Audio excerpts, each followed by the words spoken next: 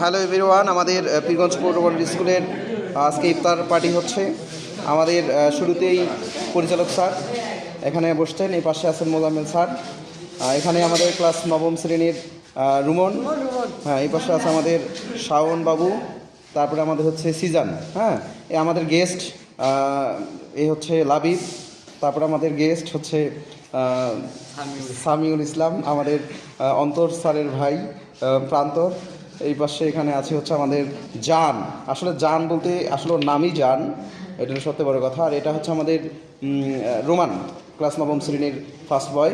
তারপর আমাদের হচ্ছে এখানে আছে হলো মুরাদ, ক্লাস নবম শ্রেণীর আরও উপস্থিত আছে এখানে হচ্ছে হাসিবুল ইসলাম, এখানে সেকেন্ড বয় আছে রাকিবুল, তারপরে আমাদের আছে এখানে তারেক। এবার আমাদের স্যার ম্যামদের মধ্যে ফার্স্টে এখানে দেখা যাচ্ছে আমাদের মিমি ম্যাডামকে। মিমি ম্যাডাম একটু মুচকি হাসি দেন। আচ্ছা আচ্ছা, গ্রেট, থ্যাংক ইউ।